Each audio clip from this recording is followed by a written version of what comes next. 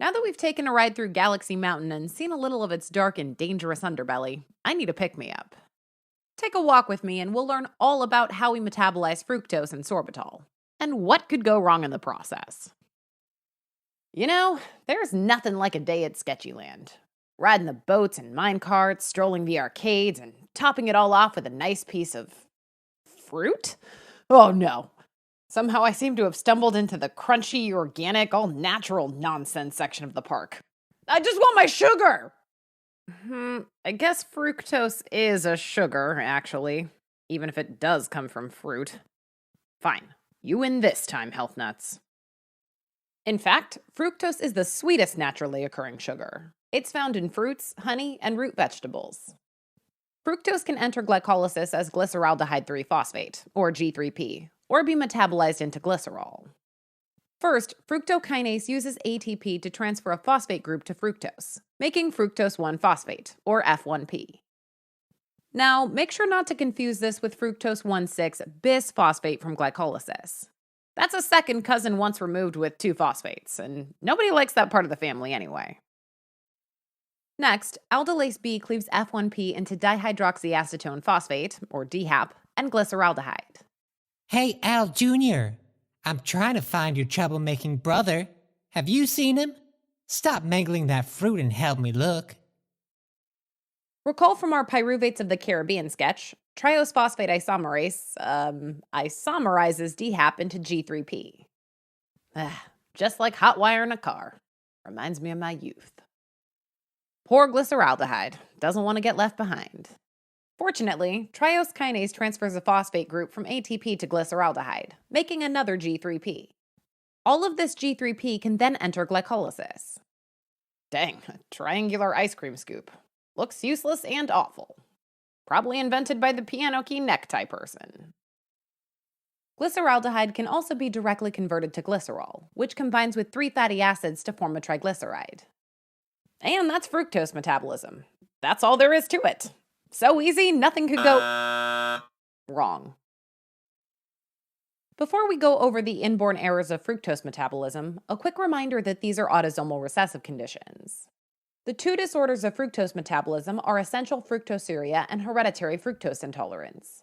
We'll start with essential fructosuria, since it affects the first enzyme in the metabolic pathway.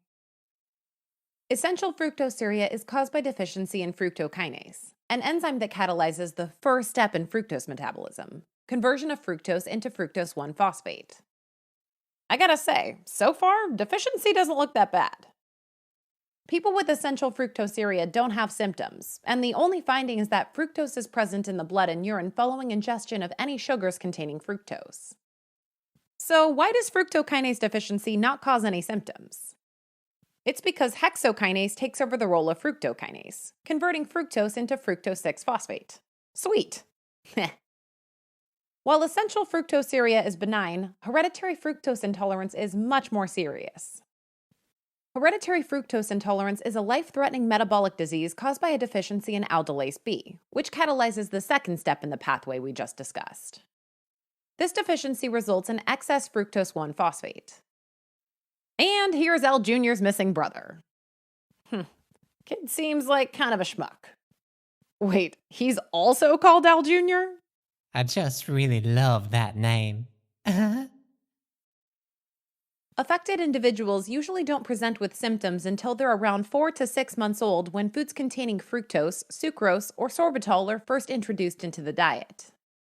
Hereditary fructose intolerance causes hypoglycemia because accumulation of fructose 1-phosphate depletes intracellular phosphate, resulting in disruption of glycogenolysis and gluconeogenesis. Recall from our glycogen degradation sketch, glycogen phosphorylase requires phosphate to break down glycogen into glucose 1-phosphate before eventually making glucose. The end result? Hypoglycemia. Consequences of hypoglycemia in infants include vomiting, dehydration, and lethargy. These patients may also develop hepatomegaly and jaundice secondary to liver dysfunction and cirrhosis. On an exam question, look for vomiting and hypoglycemia shortly after introducing fructose-containing foods in an infant. Urine dipstick will be negative because it only checks for glucose and not fructose. A urine copper reduction test for reducing sugars will be positive, But this is a nonspecific test since all monosaccharides are or can be reducing sugars. So, in other words, you know there's some sugar in the pea, but it could be glucose or galactose or something else. And anyway, you can't say why it's there just with this test. Pretty useful, huh? We could also talk about how fructose, being a ketose, is not technically a reducing sugar, but can tautomerize to the aldose form in solution. But then you'd find out that I'm a huge nerd. Anyone with hereditary fructose intolerance should avoid any carbohydrates containing fructose. This includes sucrose, a disaccharide of glucose and fructose, as well as sorbitol, which is metabolized to fructose. Speaking of which, let's talk about some sugar alcohols, and specifically the sorbitol kind. We talked about this a little with galactitol in the galactose metabolism video, but as a reminder, sugar alcohols are present in many sweeteners and sugar-free foods. You yourself can also make sorbitol using plain old glucose. We previously talked about how hexokinase can trap glucose inside cells by converting it to G6P. Another way to trap glucose into cells is by converting it to its sugar alcohol form, sorbitol. Aldose reductase uses NADPH to reduce glucose into sorbitol. Aldose reductase is widely distributed in many tissues, unlike the next enzyme we'll talk about. Here's old Grandpa Al Sr. hard at work making sorbet. Why is the grandfather named Senior and the grandkids are Junior? What, is that not usually how it works? Well, don't worry about it and just eat the sorbet. Sorbitol dehydrogenase uses NAD+ to oxidize sorbitol into fructose, which enters the metabolic pathway we just discussed. Notably, the liver, ovaries, and seminal vesicles can metabolize sorbitol to fructose because they have sorbitol dehydrogenase. But problems can arise in tissues that can't metabolize sorbitol, namely the lens, retina, kidneys, and Schwann cells. This is particularly true in uncontrolled type 2 diabetes when there's a lot of glucose around to convert into sorbitol, which then can't be metabolized to fructose in these tissues. This leads to accumulation of sorbitol and subsequent osmotic damage. That's why people with type 2 diabetes are more likely to develop cataracts, retinopathy, nephropathy, and peripheral neuropathy. Well, I hope this tropical setting has been a nice respite from the real world. Unfortunately, it's nearly time to go. Fructose metabolism begins with the conversion of fructose into F1P by fructokinase. Aldolase B cleaves F1P to form DHAP and glyceraldehyde, which are both subsequently converted to G3P before entering glycolysis. Glyceraldehyde can alternatively be converted to glycerol for triglyceride synthesis.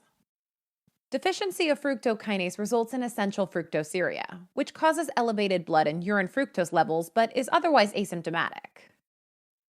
Aldolase B deficiency causes hereditary fructose intolerance, which is more severe and requires avoidance of dietary fructose. Sorbitol is formed by glucose and aldose reductase and then converted to fructose by sorbitol dehydrogenase. People with uncontrolled type 2 diabetes may develop tissue damage as excess sorbitol accumulates in organs without sorbitol dehydrogenase.